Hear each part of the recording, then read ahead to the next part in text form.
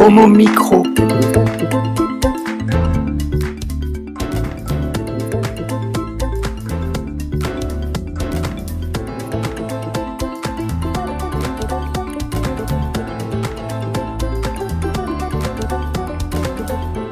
Bonsoir à tous, merci de rejoindre l'émission qui se prend Homo en partenariat avec Pink TV, mais aussi Garçon Magazine. Autour de moi, plein de garçons, mais aussi une fille, celle qui est charmante, adorable, qui nous accompagne, tout ça, qui nous supporte en permanence chaque lundi soir. Et on va ce soir lui laisser la parole et elle va intervenir la première. Bonsoir Isabelle. Bonsoir Brahim, bonsoir à toutes et à tous. Tu interviens, bien sûr, la première d'abord parce que tu réalises la partie radio, mais tu vas aussi assurer une chronique ce soir, n'est-ce pas ? Oui, tout à fait. Je fais une chronique que j'avais déjà commencée il y a un peu plus d'un mois. Chronique sur des podcasts, pour recommander des podcasts LGBT à écouter. Oui. Côté musique, ce soir, qu'est-ce que tu nous proposes, Isabelle ? Eh bien, finalement, après maintes hésitations, un petit hommage quand même, et après un tour vers l'Australie. Ah, on va voyager avec toi alors. Voilà. Merci d'être là. Autour de moi, des garçons, à commencer par Gwenaël, qui va nous proposer de la détente ce soir et de quoi nous faire jouir. C'est faux, je suis pas un garçon Non. ce soir, désolé. Oui, ce soir, effectivement, il est question de massage, des massages pour tous et pour toutes. De la prostate ? Non, on va pas aller jusque-là. Là, ce soir, je vais vous parler de 6 conseils secrets pour un bon massage. Voilà. On va voir ça ensemble. Et je suis sûr que tu auras beaucoup de choses à nous dire, Mickaël. Justement, Mickaël, on vient de faire un petit tour de table à la fin de la chronique, Tu aimes bien effectivement, les massages, pour Mickaël. avoir votre avis et voir un petit peu comment vous faites. Moi, j'aime bien faire des massages. Ah oui ? Oui. Ah, c'est bon à savoir ça. Ça tombe bien. Ça va enrichir la chronique, c'est parfait. Très très bien. Et alors ce soir, c'est la francophonie. Tu t'intéresses un peu au monde francophone. M'intéresser un peu, c'est faible. Non, en fait, oui, donc le 20 mars dernier, c'était la journée internationale de la francophonie. Et comme au mois de mars, j'avais un chroniqueur qui était Omar Didi. J'ai pas pu faire donc de chronique sur cette journée et donc je prends l'occasion aujourd'hui de pouvoir parler un peu de la situation de la francophonie au regard de l'acceptation des minorités sexuelles et de genre. Voilà. Tout un programme. Merci d'être là aussi. On va se détendre aussi avec notre ami Éric Brulin qui nous fait le plaisir d'être là ce soir. Bonsoir Éric. Bonsoir Brahim, bonsoir à toutes et à tous. Éric, tu vas me faire découvrir un univers que je ne connais pas du tout. C'est en pensant à toi que C'est vrai. j'ai eu l'idée de cette chronique. Et de quoi il s'agit ? Ça va être léger ce soir. Je vais Oui. vous emmener au sauna. Pour ceux dont c'est la première fois, je vais essayer de vous donner quelques conseils. Ah là là. Ça peut être aussi intéressant pour notre amie Isabelle, le sauna. Je crois qu'elle va encore vivre un grand Non. moment de solitude. Isabelle ? Bah non, a priori, c'est quand même encore un sujet grand G. Oui, mais Voilà, tu verras, mais- ça va être ouvert aux femmes. Il y a des saunas mixtes. Oui. Mais bon, je ne vais pas trop Mais parler je de pense cela. pas que ce soit le même genre de sauna, en fait. Merci de rester avec nous. Homo Micro, l'émission qui se prend homo. Alors, Eric, aujourd'hui, donc, tu nous proposes donc, un petit guide pour ceux qui veulent tester pour la première fois un sauna gay. Avant toute chose, il faut être capable de franchir le seuil du sauna. Et pour beaucoup, c'est pas toujours facile. Effectivement, il faut déjà pouvoir y aller. Il y en a qui n'osent pas. Alors, ça peut paraître simple pour certains d'entre nous, mais rentrer dans un sauna, ça peut être un vrai défi pour d'autres. En particulier ceux qui ne sont pas familiers des lieux un peu communautaires, ils se demandent peut-être comment ils vont être accueillis dans un sauna gay. Ceux qui n'assument pas pleinement leur homosexualité peuvent aussi être évidemment mal à l'aise de rentrer dans un lieu aussi marqué qu'un sauna. Et puis, il y a ceux qui s'assument, mais qui craignent quand même de rencontrer ou des personnes qu'ils n'ont pas forcément envie de rencontrer dans le sauna, Ouais. ou qui ont peur d'être vus en rentrant à l'intérieur du sauna. Enfin, dans tous les cas, c'est une petite cape à passer pour ceux qui n'ont jamais fait ça. Donc, premier conseil, avant de vous rendre pour la première fois dans un sauna, choisissez votre sauna. Allez sur Internet, regardez les commentaires laissés par les clients et essayez de juger et de jauger un peu la propreté du lieu, sa fréquentation, ses horaires d'ouverture. Ça serait dommage d'y aller puis qu'il soit fermé. Et puis, si vous avez peur de rencontrer quelqu'un à l'intérieur que vous pourriez connaître par ailleurs, eh bien, choisissez un sauna un petit peu plus loin de chez vous, un peu plus loin aussi de votre lieu de travail, pour être dans une zone un peu plus neutre. Au-delà d'Internet, vous pouvez aussi demander conseil à des amis gays qui seraient déjà allés dans ce sauna pour avoir un petit peu de vécu de leur part. Après, si vous voulez vraiment rester dans la clandestinité, c'est peut-être aussi la première fois que vous allez dans un lieu gay, vous n'êtes pas du tout open et que les gens ne le savent pas, eh bien, évitez d'aller au sauna en voiture et de vous garer en plein devant. Prenez plutôt les transports en commun. Si vous êtes un petit peu timide, eh bien, vous pouvez aussi demander à un ami de vous accompagner. Il pourra vous montrer les lieux, il pourra vous aider à dédramatiser. Et puis, après, quand même, ça sera chacun pour soi. Parce que si vous restez avec votre pote tout le temps, bah, vous risquez d'être plus observateur qu'autre chose. Et puis, dans la préparation, également, 2 petits détails. Alors d'abord, c'est tout bête. Quand on va dans un sauna, on est à poil. Donc, il n'y a pas de dressing code. Il n'y a pas de façon de s'habiller particulière. Eh bien, On a quand même une serviette autour de... Ouais, mais elle est fournie. Elle est fournie. Détrompez-vous, il faut quand même penser au fait que vous allez mettre toutes vos jolies petites affaires dans un casier bien tassé. Donc prenez plutôt des vêtements souples, du sportswear, des trucs un peu casual, ça passe mieux. Et puis n'oubliez pas que vous allez aussi vous retrouver en sous-vêtements devant les gens dans le vestiaire et que c'est quand même plus sympa d'avoir un slip un peu chouette plutôt que de porter soit un job de petite cochonne, soit un vieux slip éminence dont tout le monde va se dire « Oh là là, c'est un hétéro raté ». Et puis mon dernier conseil, c'est si vous êtes myope, eh bien prévoyez des lentilles. Parce que vous savez, le mec qui porte des lunettes dans le hammam, il y a 2 options. Soit il voit rien, soit il se la joue gros pervers parce qu'il est obligé de se mettre à 10 cm de chaque client du sauna ou du hammam pour voir la tête qu'il a. Alors, on sent l'expérience. Ouais. Moi, je les enlève, les lunettes.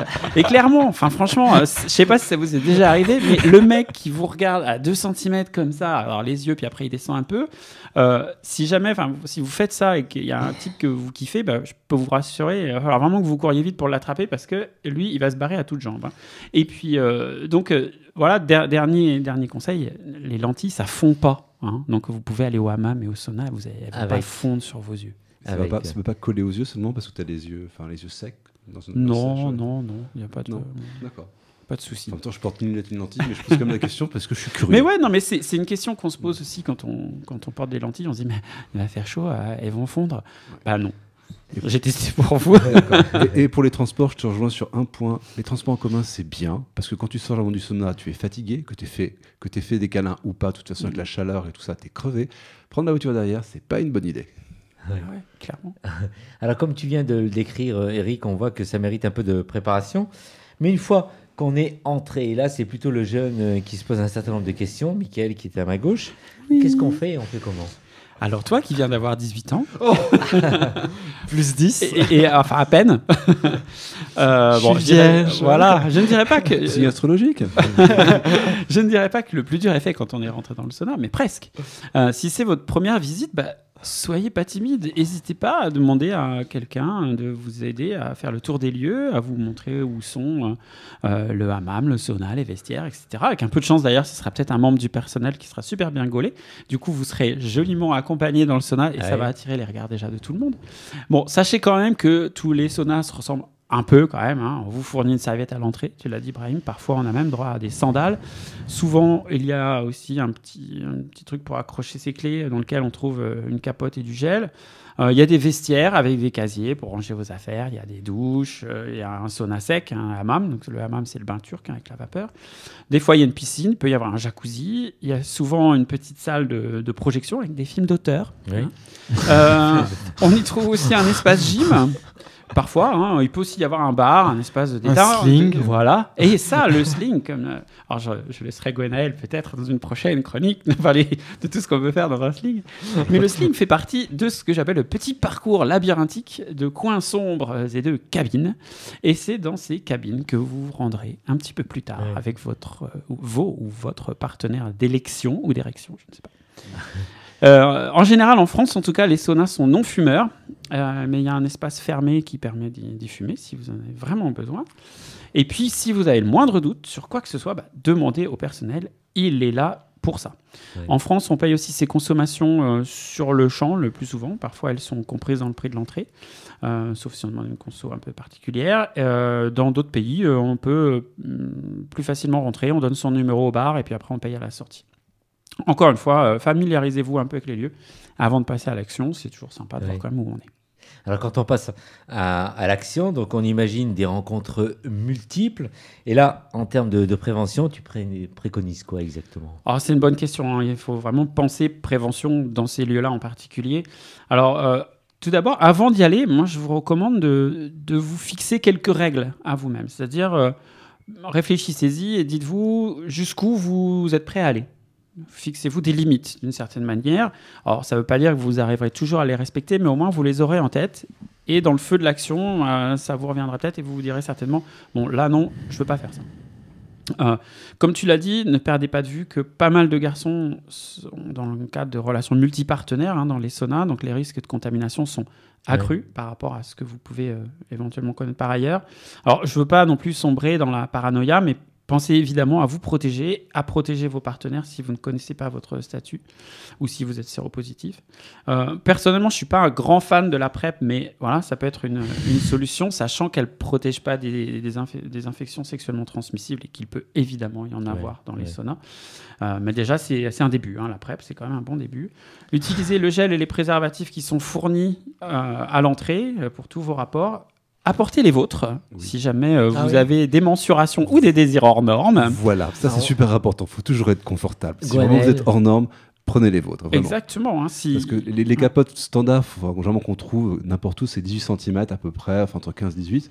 Mais si vous êtes au-delà ou en dessous aussi, apportez les vôtres, vraiment. Voilà, pour vous ou les partenaires éventuels que vous souhaitez avoir, ça peut être préférable d'apporter son propre matériel. Évitez absolument toute consommation d'alcool ou de drogue quand vous allez au hammam. D'abord parce que l'alcool ou la drogue risque d'altérer votre discernement et vous ferez peut-être des choses que vous n'aviez pas envie de faire. Et surtout, le mélange drogue, alcool et grande chaleur humide, c'est pas terrible. Et vous avez le droit d'avoir un trip pompier, mais voir le pompier depuis la civière, c'est pas terrible. Donc vraiment, évitez alcool et drogue. D'autres recommandations, Eric ?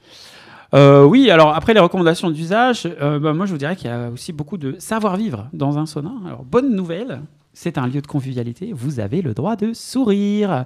Vous avez aussi le droit de dire merci à la personne qui est sympa, qui vous laisse passer quand vous êtes devant un escalier. Vous avez le droit de sourire, d'être avenant avec le garçon avec lequel vous venez de passer un bon moment, de lui dire au revoir, merci, peut-être même de lui parler, un truc de dingue. Et puis vous pouvez aussi passer un peu de temps au bar pour parler avec d'autres clients, avec le barman, ou éventuellement signaler aussi un problème que vous auriez pu rencontrer s'il n'y a plus de gel à un endroit, plus de capote, ou si vous avez remarqué qu'il y a un client qui est un peu agressif. Ça aussi, il faut parfois le signaler. Ça n'arrive pas souvent, mais si ça arrive, il ne faut pas hésiter. Et puis, comme je le dis dans toutes mes chroniques, respectez-vous, respectez les autres. Si vous voyez un couple qui vous semble sympa, qui est en train de faire des choses, vous pouvez tenter votre chance, mais s'il vous repousse, foutez-leur la paix. De la même manière, si il y a à côté de vous un mec qui commence à être un peu entreprenant avec vous, eh bien, revenez sur Terre, vous êtes dans un sauna, c'est un petit peu la règle, donc ne soyez pas effarouchés, dites-lui simplement que vous n'êtes pas forcément attiré par lui. C'est être ferme mais correct, ça vaut dans à peu près tous les lieux, sauna y compris.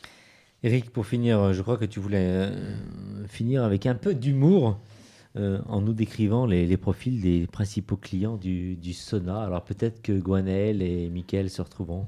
Je sais pas. Certainement.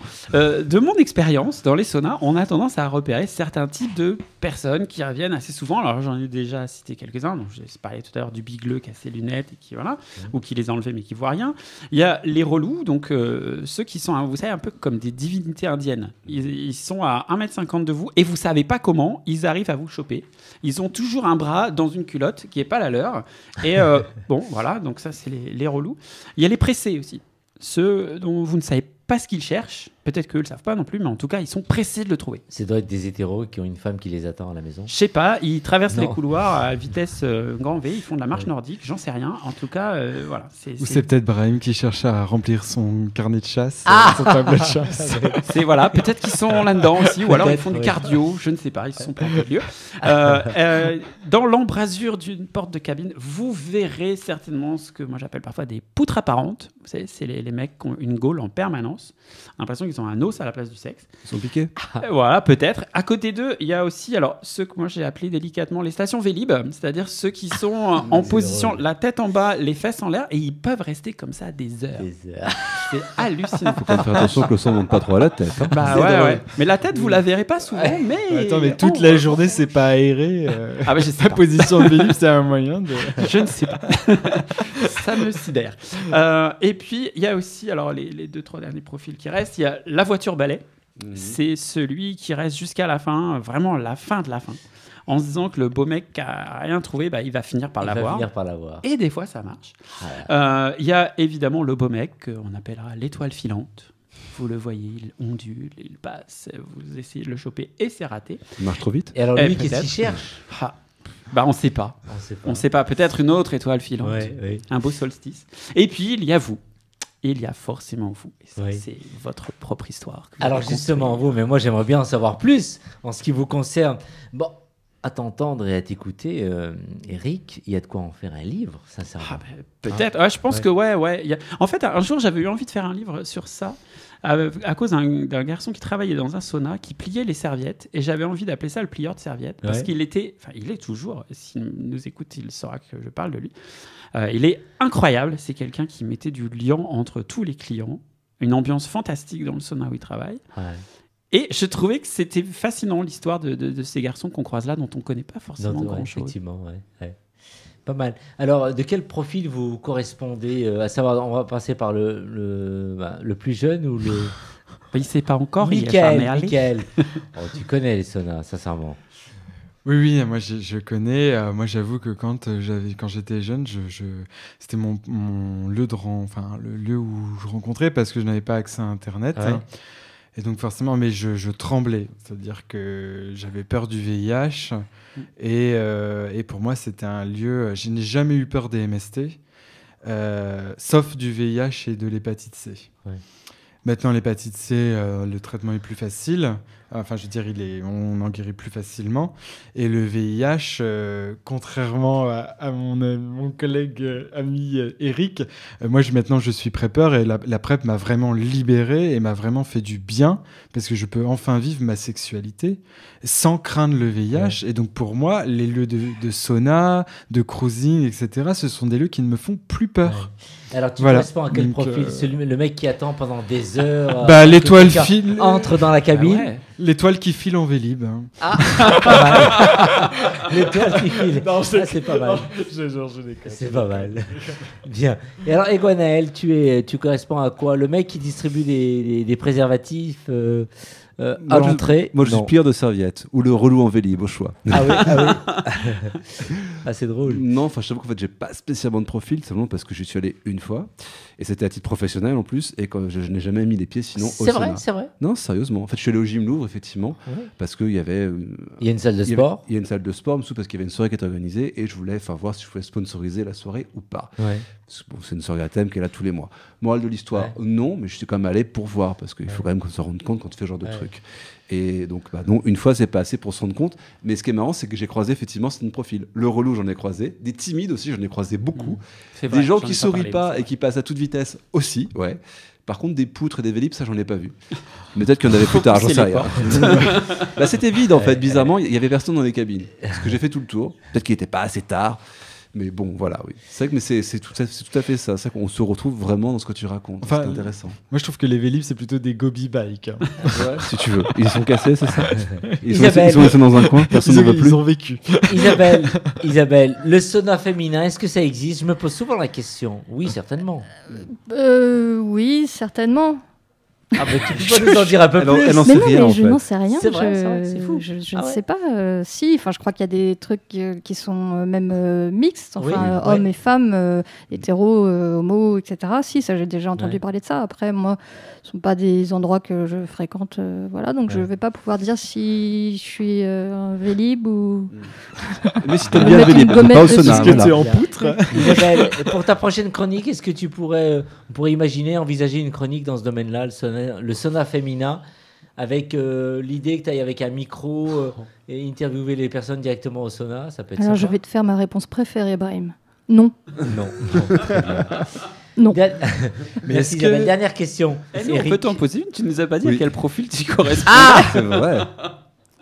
moi, j'aime bien quand je me pose dans une cabine et j'attends et que je regarde que ça se passe. Alors, souvent, on voit toujours les mêmes personnes qui tournent, qui s'arrêtent, qui repartent, qui reviennent, qui s'arrêtent. Et qui viennent jamais. Et qui viennent jamais. Ah oui, ça arrive aussi, ouais. Et moi, je suis plutôt le mec détente qui s'allonge avec sa serviette quand même bien couverte et qui attend. Mais quand je sors la plupart du temps du sauna, je suis souvent déprimé parce que je cherche le grand amour, mais ça n'existe pas. Et puis alors après, ouais, quand tu sors du sauna, le truc typique, c'est que tu croises un mec puis tu te dis mais pourquoi il n'était pas dedans lui? Ah effectivement, ouais. Ça je l'ai pas dit, mais souvent, je pense que ça arrive souvent. Et qui va au sauna pour finir? Une dernière question. Bah, moi j'ai dû y aller pour cette chronique Monsieur, oui. contraint Ah, forcé. carrément.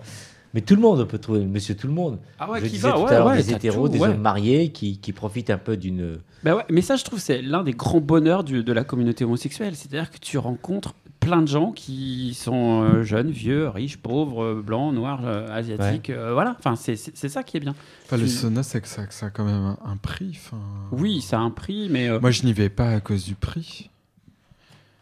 Ça peut, mais enfin franchement, quand tu fréquentes certains saunas, tu t'aperçois qu'a priori il y a des gens qui n'ont pas forcément beaucoup d'argent qui vont là. Après, ils y vont forcément pas tous les 3 soirs par semaine, mais. Ouais. Moi, il y a 2 raisons pour lesquelles j'y vais pas. C'est 1 pour le prix et 2 parce que pour la saleté en fait. Ouais. Parce que je trouve ça un peu répugnant de marcher sur des capotes, des choses comme ça. Oh, c'est D'où rare. la nécessité Ouais, de se renseigner avant. Effectivement. Et, de Et d'amener voir, ses parce qu'il y en a tongs qui sont aussi, plus ouais. propres Ouais. que d'autres. Tu peux amener tes Vive les sandales. sandales. À propos de prix, il va falloir voir un peu. Il y a peut-être des tarifs au Bon Micro pour l'équipe de Bon Micro, tarifs réduits. Je comme comprends étudiant. pourquoi tu y es. Ah ouais, effectivement. Il faudrait réfléchir à ça. Merci pour cette sympathique chronique qui va donc faire découvrir un peu cet univers que pas mal de gens ne connaissent pas toujours, et il y a toujours une crainte effectivement d'aller vers l'autre et de fréquenter ce type d'établissement. Merci à toi, Eric.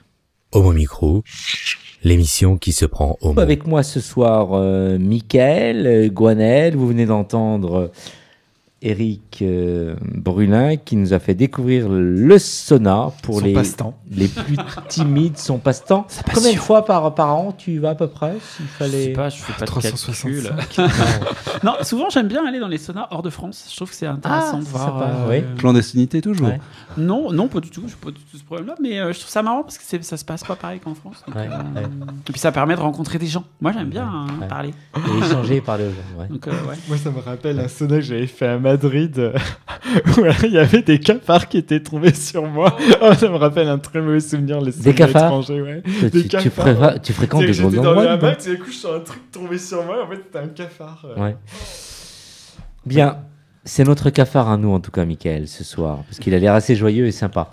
Nous allons maintenant revenir à notre amie Isabelle. Alors Isabelle, tu es de retour avec les sons qui s'ébruitent, ta chronique de recommandation de podcasts LGBT. Ce soir, tu vas nous parler de 2 podcasts consacrés aux personnes trans. Oui, car le podcast, c'est aussi un moyen de donner la parole à ceux qu'on entend peu. Et je ne cache pas, en plus, ma volonté avec cette chronique de réduire un peu le quasi-monopole du G, donc, comme Ouais. je dis dans cette émission qui est LGBT.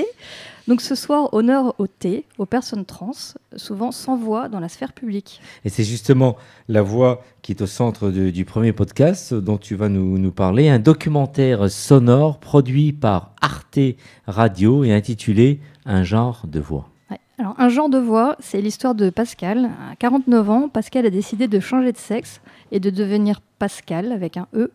Elle suit un traitement hormonal, change de corps et d'apparence, mais il lui reste une chose à modifier, et c'est sa voix, encore trop masculine. Alors Pascal se fait aider par une orthophoniste toulousaine sensibilisée aux personnes trans. Alors c'est un documentaire sonore qui mêle des scènes réelles d'une séance, pardon.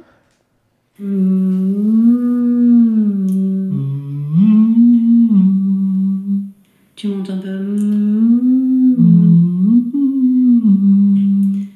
Il va falloir que tu y mettes un tout petit peu plus de conviction, un peu plus de souffle en fait.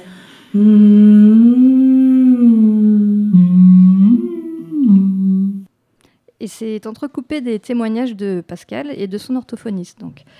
Et ce documentaire entraîne une véritable réflexion en fait, sur l'importance de la voix dans l'identité d'une personne. Parce que la voix, c'est le deuxième visage, comme le souligne l'orthophoniste. Et d'ailleurs, Pascal exprime tout le problème que lui pose sa voix d'homme dans sa transition.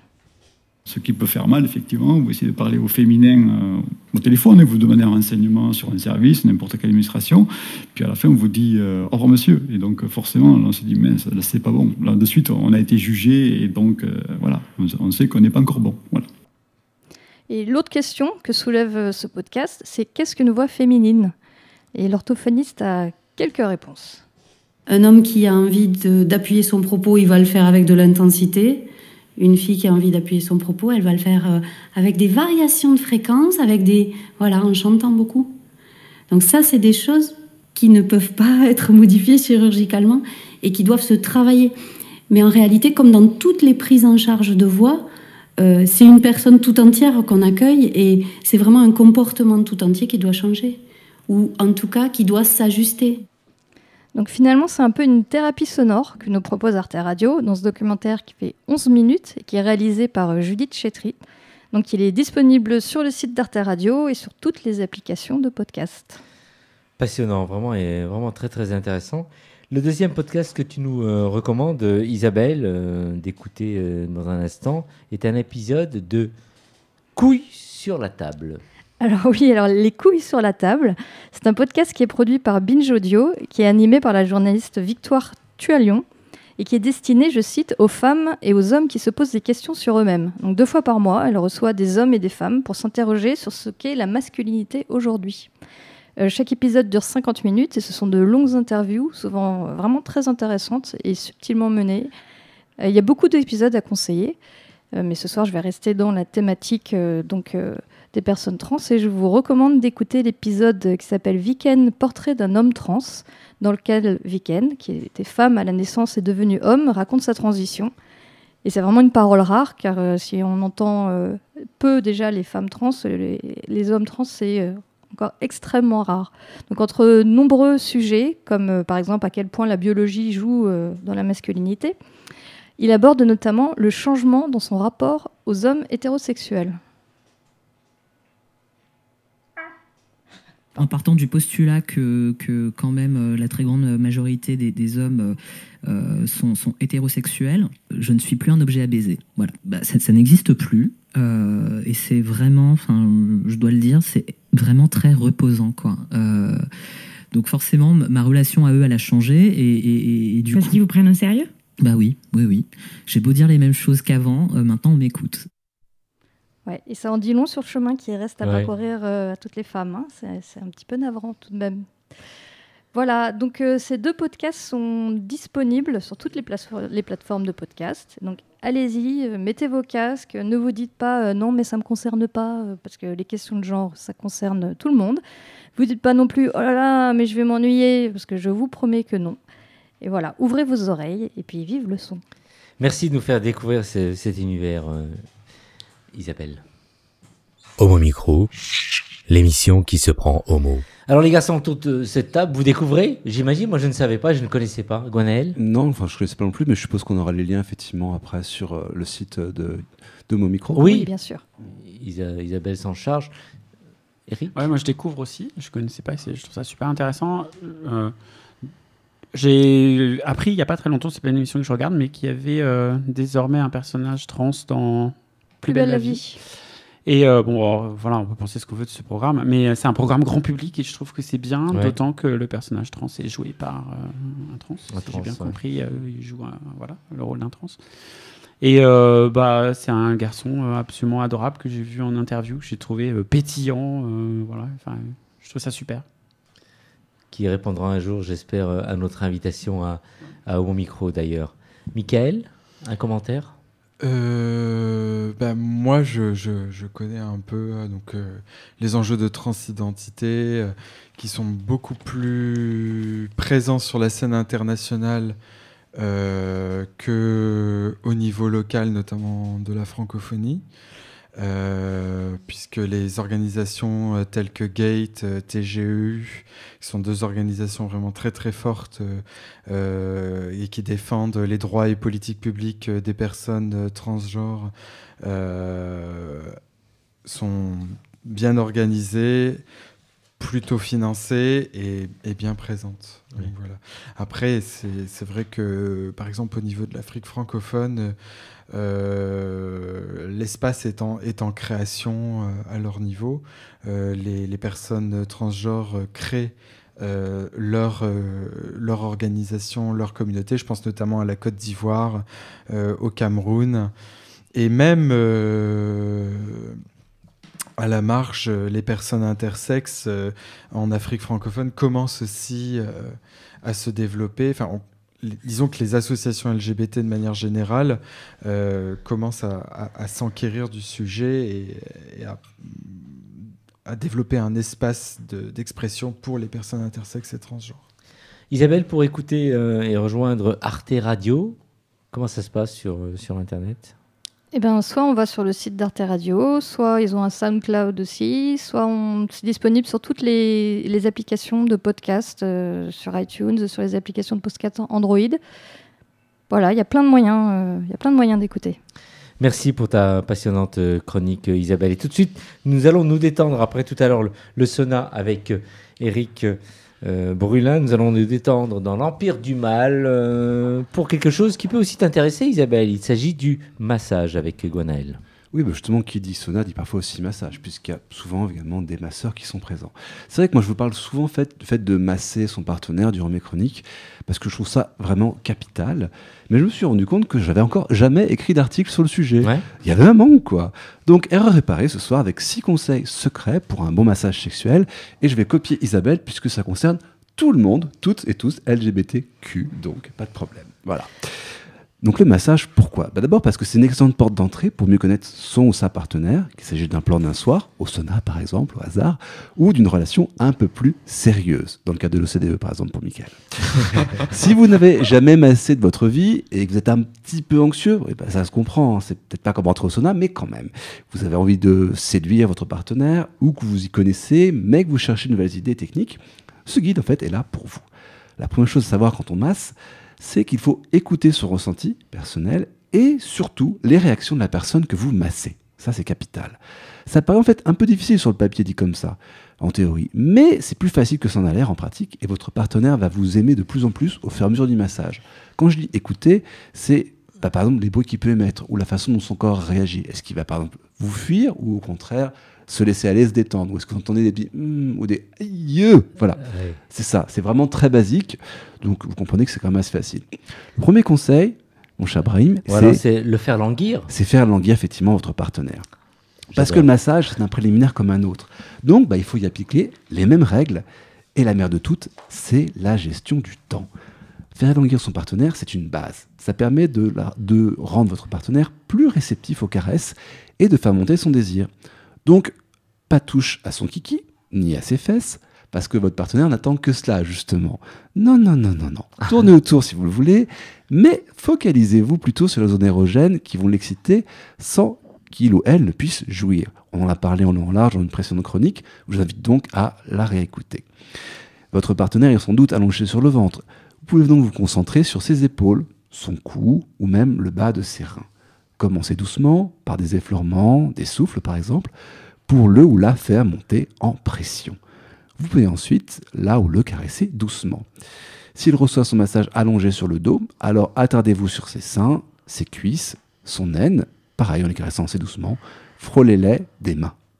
Et alors les mains, il ne faut pas que ce soit des mains comme ça nues, il faut ajouter quelque chose, une huile de massage assez intéressante, qui puisse un peu assez glissante, assez onctueuse, oui, voilà. Effectivement, pour découvrir le corps dans son ensemble. Exactement, ça va vous permettre effectivement de pétrir au passage, mais également de découvrir un peu plus votre partenaire. Si vous voulez que ça glisse, en fait, il y a 2 solutions. La première, c'est utiliser sa salive. Si vous n'avez jamais pas d'huile de massage ou si vraiment vous aimez ça. La seconde, c'est une huile de massage. À vous de décider en fait selon ce qui vous excite. Bon. Peut-être qu'il appréciera d'être entièrement, ou il ou elle appréciera d'être entièrement léché à couvert de salive pendant que vous le faites un massage sexy dans les règles. Auquel cas, pensez à bien boire pour avoir assez de salive.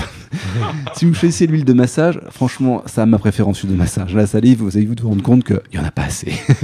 Achetez une huile de massage bio, de qualité, pour commencer, vraiment. Vous pourrez ensuite jouer avec des huiles aphrodisiaques, parfumées, comestibles, chauffantes. Mais pour une première fois, tenez-vous-en à la base. Donc une huile bio, de qualité, vraiment un truc haut de gamme si possible, comme ça vous n'aurez aucun problème, ça va glisser et votre partenaire sera aux anges. Il existe des huiles bio-relaxantes, anti-stress, anti-mauvaise humeur pour les grincheux, énergisantes, le choix est vaste. Pour une première fois, nous vous conseillons une huile plutôt Ouais. bio, française. Entre autres, j'ai trouvé quelque chose, c'était chez Essence, donc c'est Grenat Argan. Pourquoi ? Parce qu'elle est fabriquée en France, parce qu'elle stimule vos sens, donc c'est parfait pour faire l'amour ensuite. Hein, Eric ? Et parce que ça supprime la fatigue, hein, Brahim ? Ouais. Aïe, aïe, aïe. Et c'est mieux, Oui, si votre, marquerait, ouais. c'est mieux si votre partenaire est en forme. Parce que je vois Ouais. Brahim, il est en train de décliner ce soir. Un petit massage s'impose, mon bon Brahim. Vous allez voir, vous allez Effectivement. beaucoup mieux après. Alors, Sinon, il y a le justement. Viagra hein, quand on est fatigué, Brahim. Ah, carrément. Donc là, c'est Ou le café. carrément. Bien. Et là, je vais m'adresser justement à un connaisseur qui va certainement masser quelqu'un d'entre nous ce soir, qui est Michael. C'est ça qu'il aime bien ça. Souvent, donc, le conseil 3, c'est de passer à l'attaque après, À quand l'attaque, même, non ? Oui, il y a un moment, effectivement, le massage, on arrête de masser, de soulager, voilà, et on passe effectivement au côté un petit peu plus sexy, un peu plus excitant. Quand vous sentez justement que votre partenaire est excité, c'est-à-dire que la pression est un petit peu montée, vous pouvez passer justement à l'attaque et caresser, vous attaquez simplement à son sexe. Pour les hommes, vous pouvez utiliser votre pouce pour faire pression sur son gland et son frein. Avec votre index, votre annulaire, votre majeur, vous pouvez faire pression délicatement sur ses bourses, les tapoter pour les exciter par exemple. Et bien sûr, le masturber doucement, d'arrière en avant, voire laisser couler votre salive sur sa verge pour qu'elle glisse mieux. Vous pouvez également jouer avec son prépuce s'il n'est pas circoncis. Là, Michael est hors de lui. Il veut faire ça maintenant, tout de suite. Je suis en train de Ne me touche pas, Michael, mon Dieu. Je crois qu'il y a Isabelle qui vient de tomber dans les pommes. C'était pour tous et toutes. Ah, bah maintenant, après, on va Donc faire le j'attends tout. le massage pour Attention, les femmes. il faut faire vite cette effectivement. chronique parce qu'Isabelle est en train de faire ses bagages et elle va certainement nous quitter. Elle ne va pas assurer la technique Non, et mais la fin de j'apprends, en fait, l'émission. je fais des micro-siestes. Ah C'est parfait. C'est parfait. C'est vrai. Il reste plus que près que 2-3 minutes, Isabelle, donc tu peux te Bien. rendormir, pas de problème. Ok, parfait. Donc on termine effectivement, donc on peut jouer avec le prépuce, s'il n'est pas circoncis, le décaloter, le recaloter, masser les testicules. Normalement, votre partenaire homme devrait être en fusion.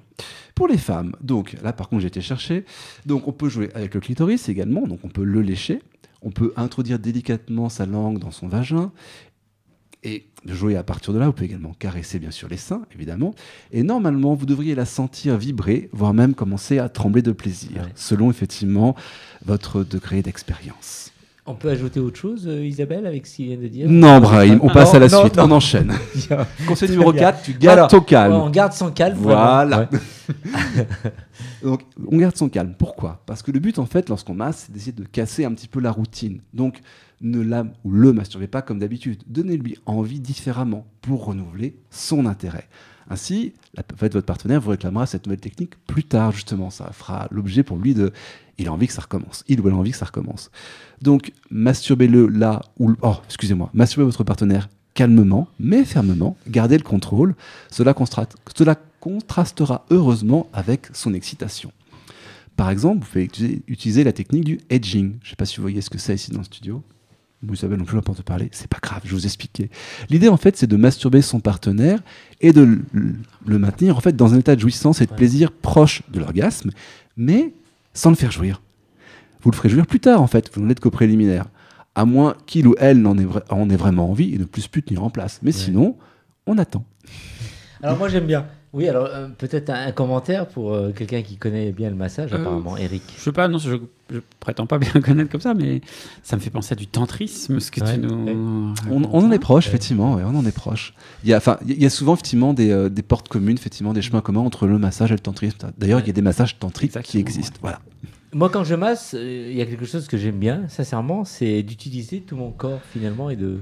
Bah, c'est vrai que là-dessus, tu as raison. On pense souvent aux mains, mais quand on regarde les masseurs professionnels, souvent, on les voit utiliser leurs coudes, leurs poignets, parfois même leurs genoux, ou même leurs pieds. Bon. Donc, justement, vous massez avec vos mains, c'est très bien, mais utilisez également tout votre corps. Vos pieds, par exemple, justement, j'en parlais, ils sont très puissants, ils sont musclés. Pourquoi ? Parce qu'on se repose dessus une bonne partie de la journée en général. Donc, pourquoi ne pas l'utiliser pour masser votre partenaire ? Vos orteils et vos pieds vont vous paraître un peu maladroits au début, c'est normal, parce qu'ils n'ont pas l'habitude, vous ne s'en servez pas pour ça. Mais si vous vous entraînez, justement, ils seront bien plus agiles et ils pourront masturber, caresser avec plus de vigueur et avec une surface plus importante que vos mains. Là, je vais faire une petite parenthèse personnelle. Je me rappelle d'un voyage au Vietnam où j'ai goûté au massage thaï.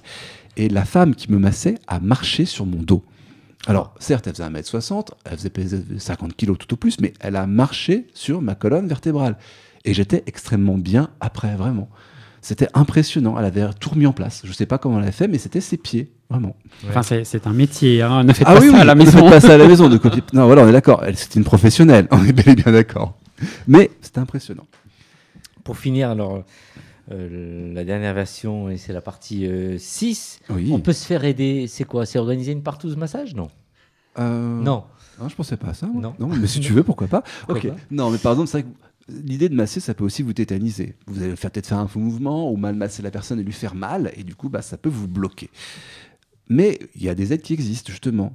Par exemple, il y a des petits appareils de massage vibrants qui existent, ou plus classiques. Ça tient dans la main, et vous pouvez les manipuler de manière assez facile. En fait, ça vous fait comme des grosses billes, et justement, vous allez vous en servir pour masser les différentes parties à masser de votre partenaire. Ils sont même parfois équipés d'une lumière pour masser dans le noir, ce qui envoie un petit côté un peu plus sympa, un peu plus sexy, quoi. Certains modèles vibrent et glissent sur la peau. D'autres, par exemple, vont plutôt masser la tête. Ça dépend vraiment de ce que vous voulez faire. Mais dans tous les cas, là, il n'y a quasiment aucune chance que vous fassiez un faux mouvement ou que vous fassiez mal à votre partenaire. Et c'est ce que vous voulez, finalement. Ouais. Donc, du coup, vous êtes sûr de lui faire du bien à chaque fois et de donner du plaisir. Voilà, cette chronique est terminée. Est-ce que vous avez d'autres idées, des expériences? N'hésitez pas à les partager. Là, justement, maintenant. à propos d'expérience, toi qui es ma sœur, justement, Mickaël, est-ce que tu t'es retrouvé dans cette chronique et tu as peut-être autre chose à ajouter, toi qui aimes le massage? Mickaël n'est pas ma sœur, Mickaël est mon frère, s'il te plaît. Ah, pas mal. Non, en fait, moi, j'aime bien me faire masser, mais c'est rare que je suis massé. J'aime bien masser aussi, donc, mais moi, ce que j'aime bien, c'est... ça va paraître une torture comme ça, mais en fait, c'est de tirer le bras en arrière, les mains en arrière. C'est-à-dire que la personne est allongée et tu lui masses comme ça le bras. Et avec le micro. Et il a l'impression que... Il a l'impression que son bras n'est comme un autre membre de son corps. Ou pareil, par exemple, avec les pieds. C'est vraiment lui tirer le pied vers l'arrière alors que lui, il est allongé. Parce qu'il a l'impression de partir, que ses membres sont comme ailleurs. Détachés de son corps. Détachés de son corps. Ouais, comme détachés de son corps. Et effectivement, le massage avec les pieds, pour moi, c'est le meilleur parce que il y a un poids et ce poids qui s'abat sur votre dos, sur vos fesses, sur vos cuisses. En fait, il va comme laisser votre corps comme si il va détendre votre corps en fait de sa chape de plomb. Bien, c'est passionnant tout ce que tu nous dis, mais la prochaine fois que tu auras un plan, que je t'emmerde. Non, que tu auras. Honnêtement, Mickaël, je pense que tu devrais plutôt faire une chronique en fait de ça. Voilà. Pour une fois, une chronique un peu plus relaxe que ce que tu fais d'habitude. La chronique sur le massage, puisque tu as apparemment pas mal d'expérience et beaucoup de choses à dire. Non, sérieusement. Merci Gwenaël pour cette chronique et la prochaine, ce sera autour du fouet, je crois. Non. Le fouet. Le jambon, tu veux dire? Non. Ou le fouet pour la crème? Non, je suis pas au courant. Le fouet, le véritable coup de fouet. J'avais déjà fait, mais si tu veux, je peux la refaire. Oui, pas de problème. Homo Micro, l'émission qui se prend au mot. Et on finit cette émission avec Mickaël qui va nous parler de la francophonie. Ben oui, Brahim. Donc moi, ça va être un peu plus sérieux que les deux. Enfin, non pas que les chroniques n'étaient pas sérieuses. Hein. Faire l'amour, c'est très sérieux. Merci. Se faire masser également. Mais disons que moi, ça va être très politique ce soir, en fait, parce que le 20 mars dernier, il y avait la journée internationale de la francophonie avec le hashtag Mon 20 mars.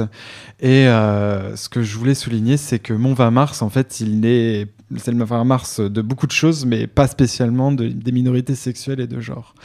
Alors, pour un peu placer les pions de ce que c'est la francophonie, il faut s'imaginer qu'en fait, avec un grand F, c'est une organisation internationale qui regroupe 53 pays membres et auquel moi, dans mes études personnelles, j'ajoute l'Algérie, parce que l'Algérie n'est pas membre de la francophonie.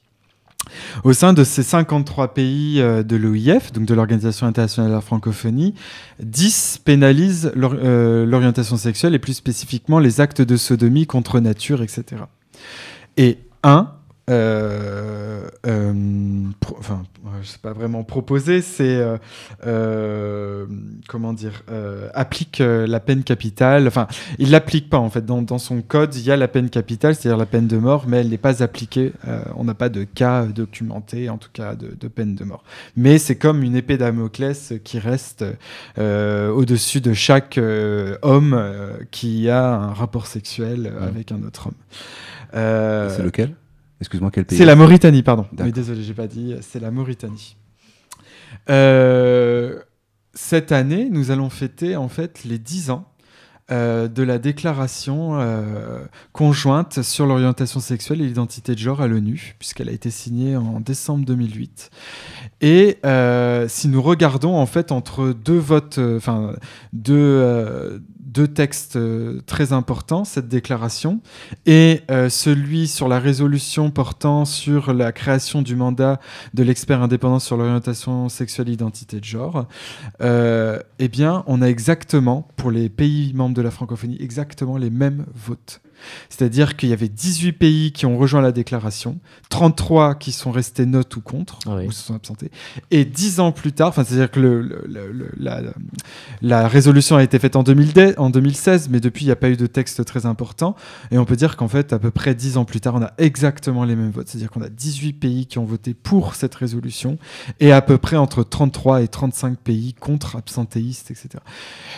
On a même, par exemple, au sein de la Centrafrique, un pays qui est revenu plutôt en arrière, c'est-à-dire qu'il a rejoint cette déclaration en 2008. Lequel ? La Centrafrique. Ouais. Et depuis, elle a refusé, ou plutôt elle a noté, comme on dit dans le jargon onusien, les recommandations de l'examen périodique universel portant sur l'orientation sexuelle et l'identité de genre. Donc, l'examen périodique universel, c'est un des mécanismes aux Nations Unies qui permet à différentes parties prenantes, les États, les commissions nationales des droits de l'homme, les ONG et les agences onusiennes, de faire la situation, de faire un point sur les droits humains pour un pays donné. Et donc, par exemple, pour la Centrafrique, il y a eu des recommandations qui ont été faites sur les minorités sexuelles et de genre, et elles ont été refusées. Donc, on voit un retrait en arrière.